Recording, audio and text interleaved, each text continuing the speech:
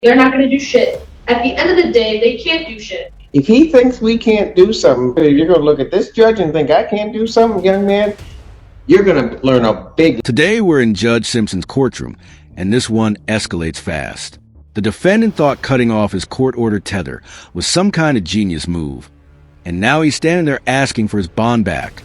If I ripped off court-ordered jewelry, I'd be hiding, not making eye contact with the judge. That's not confidence, that's delusion. Tether violations are basically telling the court you don't take it seriously. Would you give someone like this another chance? Let's watch. Court calls the case of the people versus Marquesi Hankey. Your Honor.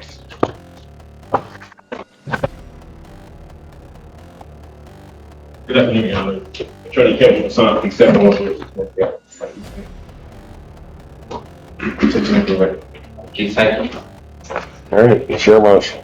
I did file a motion to indicate that previous hearing, my client's bond vote from privilege suspended due to allegations that he cut off his tether and contacted the complainant. Following that particular bond hearing, it instructed my client not contact the complainant with period in the jail. Also instructed my client that if allowed to be back on bond, we would ask the court to hopefully just reinstate his original bond tether. I would know judge that he has no prior criminal, no prior adult felony conviction whatsoever.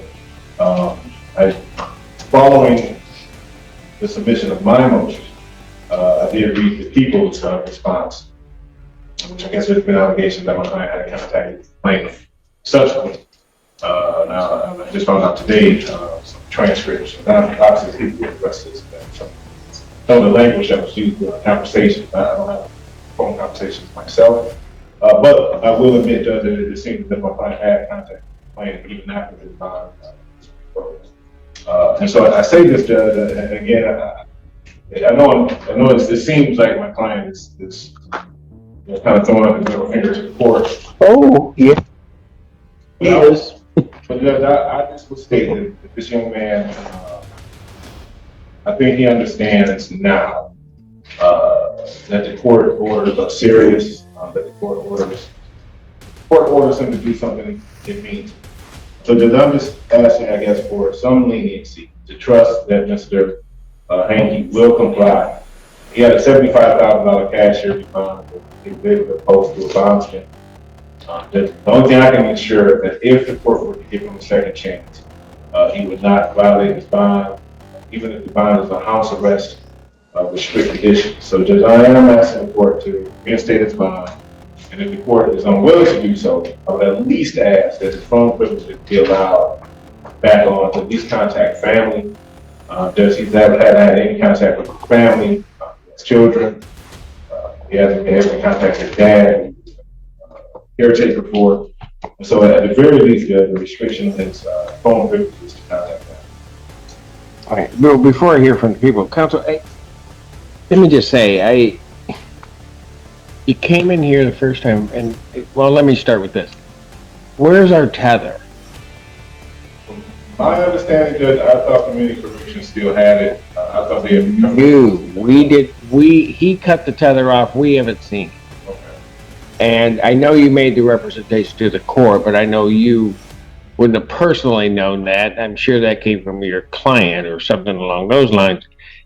We don't have the tether back. Okay. Then,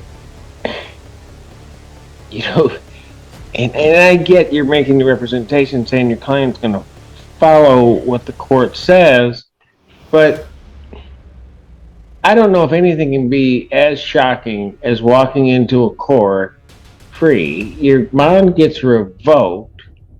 You get put in jail because of something that you've done, and then you still go about violating the court's order.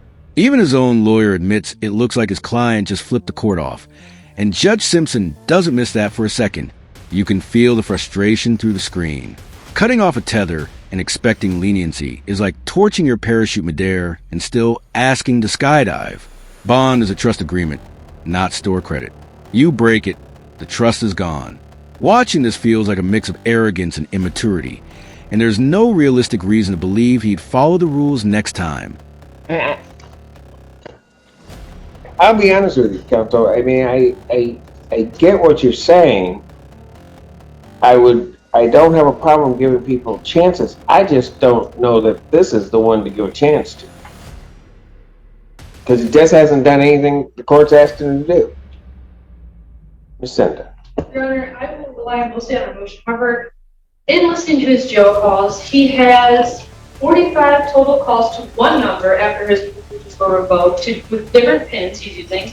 Then to the other number, we have 23 calls that were completed since his privileges were revoked with different pins. And in one of these calls, as recently as Monday, there were a few memorable quotes that I heard in the calls, such as, "There's not shit in this world that's going to stop me from talking to you, man. Nothing in this world's stopping me from you. I don't hook up what nobody says about none of that. I'm going to be calling until my court date. They're not going to do shit. At the end of the day, they can't do shit. I'm going to talk to you till I can't talk to you no more. I'll be home. I'm not worried, man. I know I told you this is about to be my last call, but I'm not stopping shit. I'm not stopping nothing." And then, why stop now if they already know? So I have extreme concerns that he cannot follow court orders, considering he cut off his tether, continued flagrantly calling the victim on other pins, both numbers, acknowledging in some of the calls that he should not be contacting her, and continue to contact her. He just cannot abide by any of the court orders that are set before him. So I have great concerns, and especially given the violent nature of this case as well. Anything else, Counsel? I mean, Counsel, does your client want me to just request to the jail that they put him in solitary so that he has no contact with anyone, can't use their PIN number? If he thinks we can't do something, and if particularly you're going to look at this judge and think I can't do something, young man, you're going to learn a big lesson. So I definitely don't want that. My client. Well, he needs to, and I don't mean to interrupt you, Counsel, but he needs to understand. You can say all that stuff. You are not that big, not that bad. Now, if you want to play with me, this is the kids say, mess around and find out. I guess that's not the quote, but yeah, it's close, but I did pretty good. I said it okay right now. All right. So just, if I may, just briefly, my client would like to. Go ahead. I want to apologize. I don't think I'm being bad at all. You're afraid about myself. I can't say that I'm not in here for nothing. You obviously think I am. Yeah. I just want to apologize.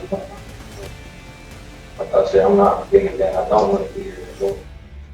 I really don't. Truly. But again, please show mercy. Please. That's all that matters. I have no problem showing mercy to those that deserve it and have earned it. You have not. Motion for bond reduction or any change is denied. His bond will continue as revoked. Thank you, Judge. And for the record, this is also from my understanding, the PCC. Yes, sir.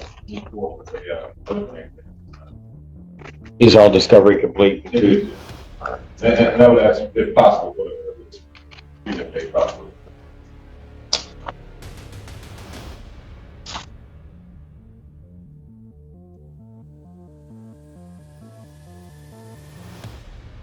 People have their witnesses available on the first. We'll do our best, Your Honor.